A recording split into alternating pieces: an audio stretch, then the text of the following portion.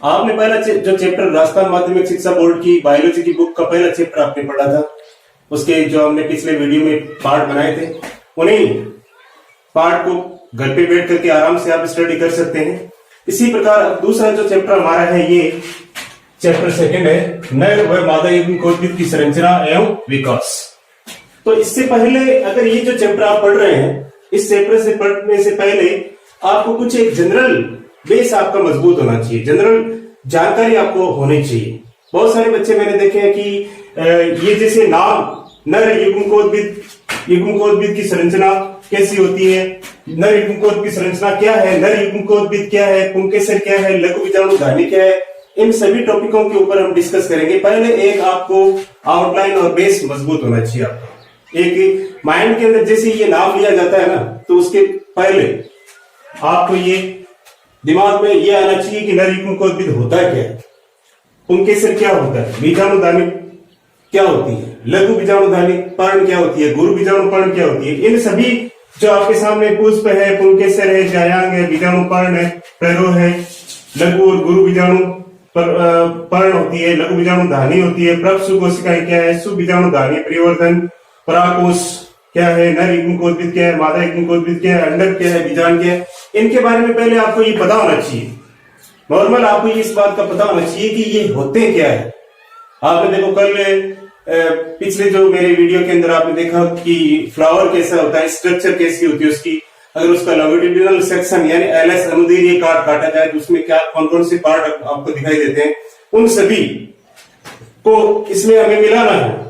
अगर फ्लावर का जो डिस्क्रिप्शन आपको पहले से नहीं आ रहा है तो आप मेरे पहले वाले वीडियो में आप आसानी से देख सकते हैं, उसमें मेरा पूरा का पूरा उसमें फ्लावर का डिस्क्रिप्शन किया हुआ है। फ्लावर कैसे बनता है, फ्लावर का सेक्शन कटिंग करते हैं तो उसमें कौन कौन से पार्ट दिखाई देते हैं, फ्लावर होता क्या है, इन सभी के बारे में डिस्कस करेंगे। उसी टॉपिक से रिलेटेड ये जो आपका सेकंड टॉपिक है। मैंने आपको कल भी पहले पुराने वाले वीडियो में ये भी बताया था कि ये जो चैप्टर है, पहले वाला जो चैप्टर था, उसके अंदर सेक्सुअल रिप्रोडक्शन यानी लैंगिक जनन की विस्तार से विवेचना नहीं की गई है। यहाँ पे ये जो चैप्टर है आपकी सेक्सुअल रिप्रोडक्शन पे ही डिपेंड करता है, लैंगिक चरण पर ही आधारित है। लैंगिक चरण आवृत्ति पार्कों में किस प्रकार से होता है, फ्लावरिंग प्लांट से ये सारे एंजियोस्पर्मी प्लांट है, फ्लावरिंग प्लांट के अंदर सेक्सुअल रिप्रोडक्शन कैसे होता है, उन्हीं के बारे में पूरी की पूरी डिटेल दे रखी है यहाँ पे इस चैप्टर के अंदर। तो देखिए, ज्यादा समय नहीं गंवाते हुए हम देखो ये नया चैप्टर स्टार्ट करते हैं। इससे कुछ आउटलाइन आपको माइंड में होनी चाहिए। देखिए फ्लावर के बारे में, फ्लावर को कल मैंने डिस्क्रिप्शन में समझाया था, फिर भी है ना, फ्लावर क्या होता है। देखो फ्लावर के अंदर 4 पार्ट होते हैं, फ्लावर के अंदर 4 चक्र होते हैं, 4 चक्र। पहला है बाह्य दलपुंज, दूसरा दलपुंज, तीसरा उमंग, चौथा जायांग, कैलेक्स, कोरोला,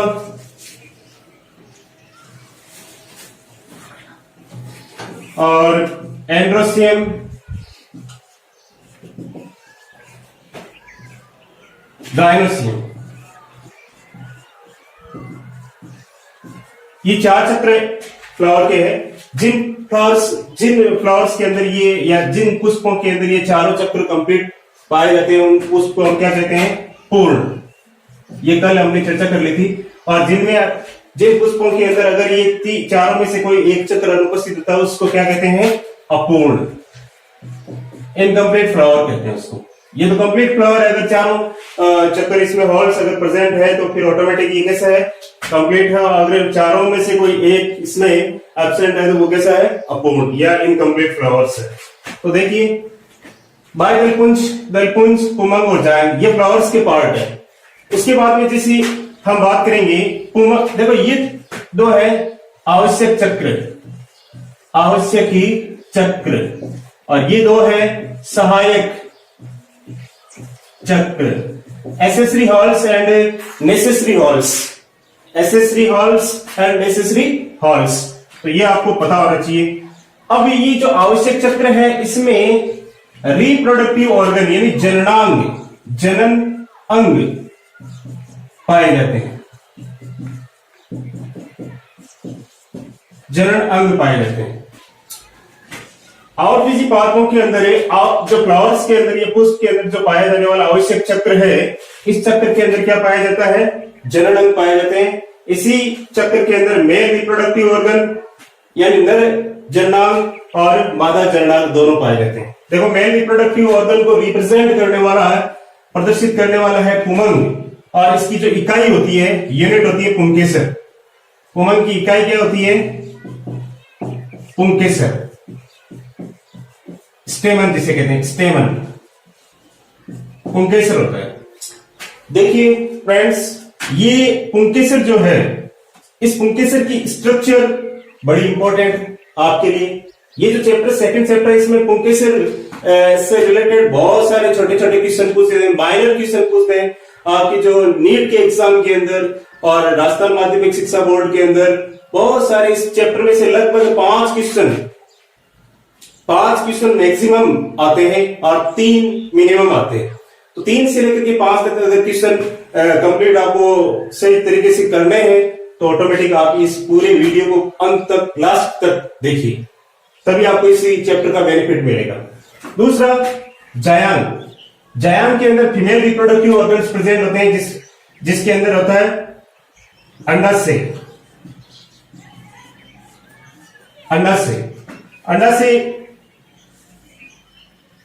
अंडाशय के अंदर देखिए अंडक पाए जाते हैं। क्या पाए जाते हैं? अंडक बीजांड को धारण करते हैं,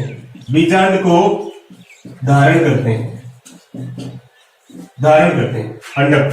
तो ये ध्यान रखना, जायांग वाला जो पार्ट है इसमें 3 पार्ट होते हैं। जायांग में 3 पार्ट होते हैं। इन सभी की डिटेल से डिस्क्रिप्शन हम पढ़ते हैं। थोड़ा सा एक बार मैं रब कर देता हूं बोर्ड को, ताकि आपकी आसानी रहे समझने में।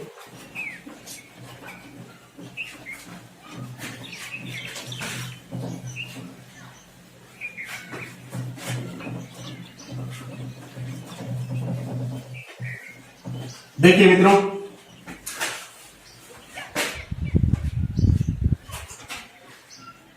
नर जनन अंग पुष्प में पाए जाते हैं।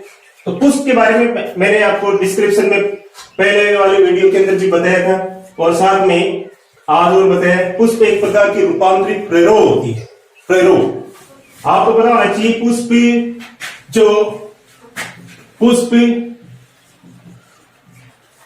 पुष्प व्रंत पर लगता है। किस पे लगता है? पुष्प व्रंत पे। पुष्प व्रंत आपको पता होना चाहिए। प्रेरो ये क्या है? एक प्रकार की रूपांतरित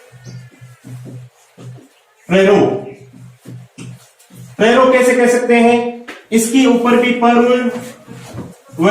पर्व संधियां पाई जाती है। नोड और इंटरनोड इसके अंदर पाए जाते हैं, ये ध्यान रखना। जो पर्व और पर्व संधियां पाई जाती है, इसी रूपांतरित प्रेरो के ऊपर पर्व संधियां काफी मात्रा में इकट्ठी होकर के हासित हो जाती है, और हासित होने पर पुष्प के 4 चक्रों का निर्माण करती है। तो इसी प्रकार हम कह सकते हैं कि पुष्प एक प्रकार की क्या है? पुष्प व्रंत पर लगता है, और पुष्प एक प्रकार की रूपांतरित प्रेरो है, मॉडिफाइड सूट है मित्रों। तो देखिए, इसमें नर जनन अंग की बात करें तो नर जनन अंग होता है पुमंग। पुमंग की इकाई होती है पुंकेसर, स्टेमन, एंड्रोसियम, और यह है स्टेमन। इसकी यूनिट होती है स्टेमन। पुंकेसर की स्ट्रक्चर हम देखते हैं। देखिए स्टूडेंट, नर जनन अंग जो पुंकेसर है, पुंकेसर की स्ट्रक्चर हम देखते हैं। सबसे इंपॉर्टेंट चीज है पुंकेसर क्या है? पुंकेसर देखिए, पुंकेसर की जो स्ट्रक्चर होती है, आपने कल रूपांतरित यानी पुष्प का अनुदैर्घ्य काट, लॉन्गिट्यूडिनल सेक्शन आपने काटा था। देखो, पुंकेसर के अंदर मुख्यतया सबसे नीचे वाला पार्ट होता है, उसको पुतंतु कहते हैं। पुतंतु या फिलामेंट, और ये है परागकोश, परागकोश एंथ्रसेक।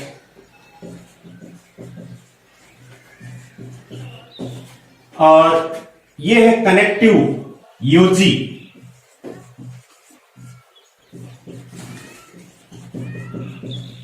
ये जो स्ट्रक्चर है पुंकेसर की है, पुंकेसर के अंदर ही नर युग्मक, इसके अंदर क्या होते हैं मित्रों, इसमें होते हैं परागकण। अंदर की साइड में क्या होते हैं, परागकण, पोलन ग्रेन्स जिसे कहते हैं, पोलन ग्रेन्स, पोलन ग्रेन्स पाए जाते हैं इसके अंदर। तो आप ये देखिए कि पुंकेसर होता है ना, इस पुंकेसर के 3 पार्ट होते हैं। फर्स्ट फिलामेंट, सेकंड है योजी, तीसरा है परागकोश। तो ये चीज याद रखना है। ये ज्यादातर देखो आवृत्ति पादप जितने भी होते हैं एंजियोस्पर्म प्लांट, उन सभी पादपों के अंदर परागकोश सामान्यतया जनरली ज्यादातर पादपों के अंदर परागकोश द्विपालित होता है, द्विपालित,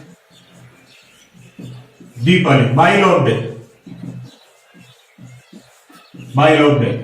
ये मेल रिप्रोडक्टिव ऑर्गन्स है मित्रों, जिसे हम स्टेमन कहते हैं, पुंकेसर कहते हैं। और पुंकेसर की स्ट्रक्चर आपके सामने है। ये जो पुंकेसर की स्ट्रक्चर आप देखते हैं कि सामान्यतः ये दिखाई देता है बाहर से द्विपालित परागकोश, 2 पालियां इसके सामने आपको दिखाई देगी, लेकिन इसके अंदर जैसे आप इसका सेक्शन कटिंग करते हैं, जब आप इसका सेक्शन कटिंग करते हैं तो आपको इसमें 4 कोष्ठ नजर आते हैं। कितने कोष्ठ नजर आते हैं जब आप इसका सेक्शन कटिंग करते हैं? तो आपको इस टाइप की स्ट्रक्चर दिखाई देगी।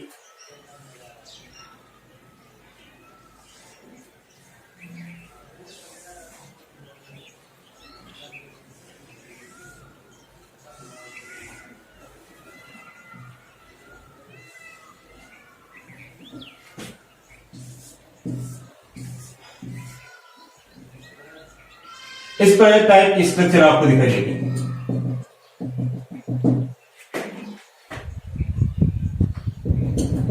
ये देखो आपके सामने, जब आप इसका सेक्शन कटिंग करते हो तो इसमें 4 कोष्ठक नजर आएगी आपको, 4 चेंबर यानी पोलन चेंबर। पराग कोश के अंदर आप जब सेक्शन उसका कटिंग करते हो तो आपको इसमें 4 चेंबर नजर आते हैं। उसको कहते हैं पराग पुट्टी या पोलन चेंबर, पोलन चेंबर कहते हैं। तो इसमें पोलन चेंबर के अंदर होते हैं नर युग्मक, परागकण होते हैं इसके अंदर। तो ये चीज याद रखना आपको। तो आप एक जनरल व्यू आपको पता होना चाहिए। ये है आपकी मेल रिप्रोडक्टिव ऑर्गन, नर जननांग। पुष्प के अंदर पाया जाने वाला नर जननांग यही है मित्रों।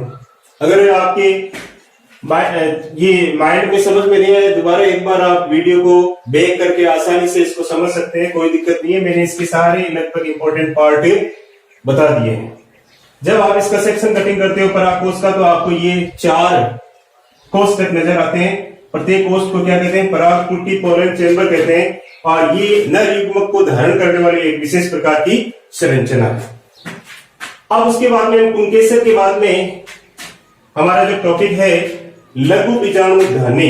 देखो लघु बीजाणुधानी क्या होती है, इसी को हम लघु बीजाणुधानी कहते हैं। परागकोश के अंदर जो पाए जाने वाली पराग पुट्टी है, इस पराग पुट्टी को ही हम क्या कहते हैं? लघु बीजाणुधानी। क्योंकि आपको पता होना चाहिए जिम्नोस्पर्म के अंदर 2 शब्द इस्तेमाल किए जाते हैं, लघु बीजाणु पर्ण और गुरु बीजाणु पर्ण। गुरु बीजाणु पर्ण वह स्ट्रक्चर है जो गुरु बीजाणुधानी को धारण करती है, और लघु बीजाणुपर्ण वह स्ट्रक्चर है, वह संरचना है जो लघु बीजाणुधानी को धारण करती है। लघु बीजाणुधानी के अंदर हमेशा ध्यान रखना नर युग्मक होते हैं, और गुरु बीजाणुधानी के अंदर हमेशा ध्यान रखना मादा युग्मक होते हैं। तो गुरु बीजाणुपर्ण का स्टडी भी हम करेंगे बाद में। यहाँ पे गुरु बीजाणुपर्ण मैंने यहाँ पे डिस्कस करेंगे इसी का भी, गुरु बीजाणुपर्ण का। तो ये याद रखना, ये जो लघु बीजाणुपर्ण के ऊपर, लघु बीजाणुपर्ण को धारण, पर्ण के ऊपर लघु बीजाणु धानी निर्मित होती है। इसी के साथ आपको ये पता होना चाहिए।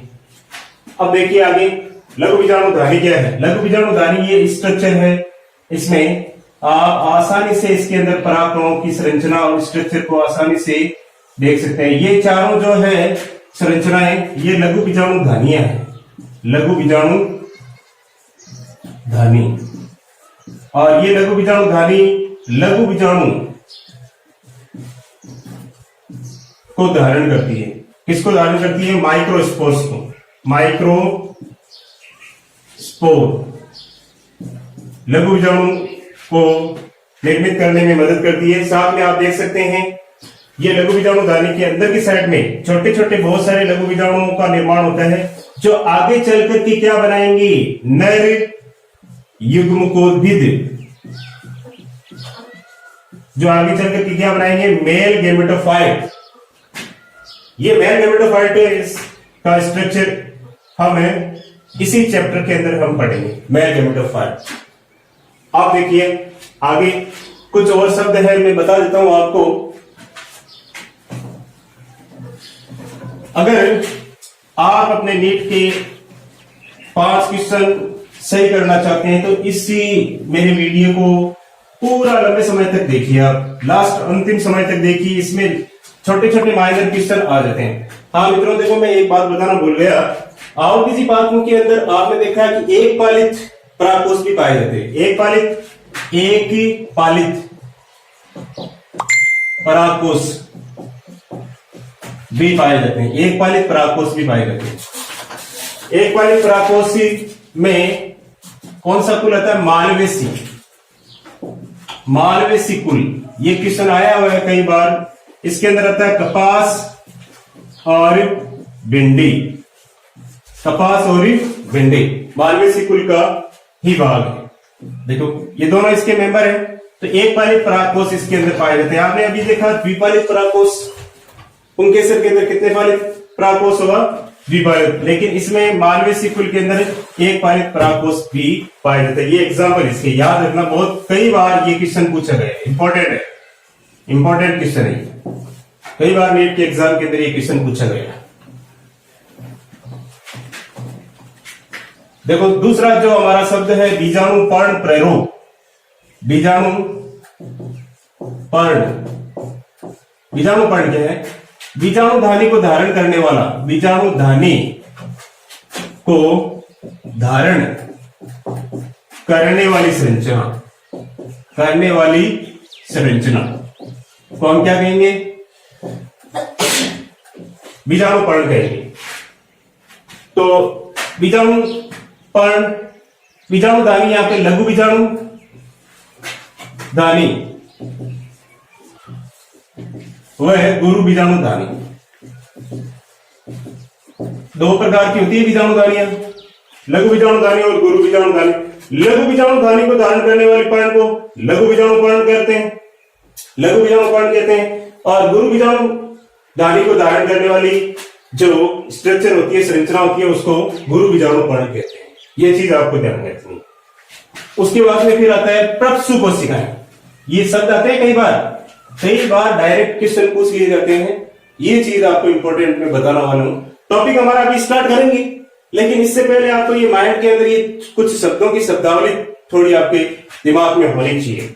देखिए उसके बाद में है प्रपसु कोशिकाएं। प्रपसु कोशिकाएं, आर्की स्पोरियल सेल। देखिए प्रपसु कोशिकाएं, आपने देखा है कि बच्चों देखिए प्रपसु कोशिकाएं वह चीज होती है जो बीजाणु धानी या परागकोश का परिवर्धन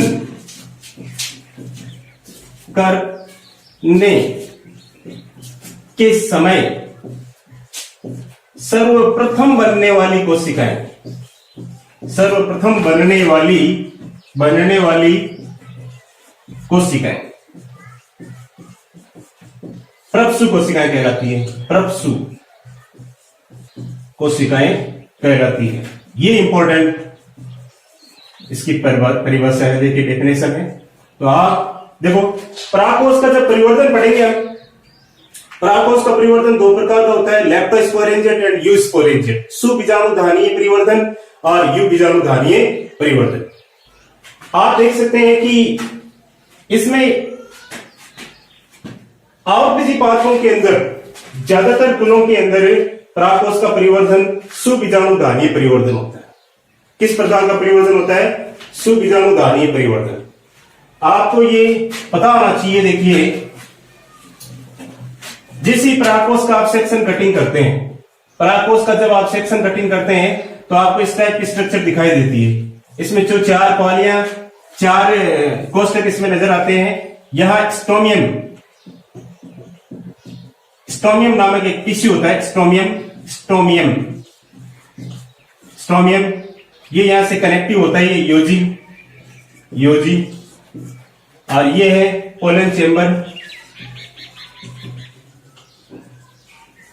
इसे कहते हैं पराग पुट्टी कहते हैं इसमें। तो आपको ये पता होना चाहिए इसके अंदर की साइड में जो बनने वाली सबसे पहले परागकणों का निर्माण होने से पहले सबसे पहले बनने वाली जो कोशिकाएं होंगी उन कोशिकाओं को कहते हैं प्रप्सु कोशिकाएं। ये प्रप्सु कोशिकाएं किससे बनी है? प्रप्सु कोशिकाएं बनी है पराग पुट्टी की हाइपोडर्मिस सेल से। हाइपोडर्मिस अधस त्वचा की कोशिकाओं से बनी है, वेरी वेरी इंपॉर्टेंट। ये क्वेश्चन कई बार पूछा गया है, कोशिकाओं से बने हैं, ये ध्यान रखना। परागकोश की कौन सी कोशिकाओं से? प्रप्सु कोशिकाओं का निर्माण होता है हाइपोडर्मिस की सेल से। ये क्वेश्चन कई बार नीट के एग्जाम के अंदर पूछा गया है, तो आप इसी क्वेश्चन को इंपॉर्टेंट मान करके चले। तो ये प्रप्सु कोशिकाएं पाई जाती है जो हाइपोडर्मिस की कोशिकाओं से, इनके समूह से, यदि हाइपोडर्मिस की कोशिकाओं के समूह से क्या बन जाए? परागकोश का परिवर्तन हो जाए, परागकोश का परिवर्तन हो जाए तो उसी प्रोसेस को सुबीजाणुधानीय परिवर्तन कहते हैं। सुबीजाणुधानीय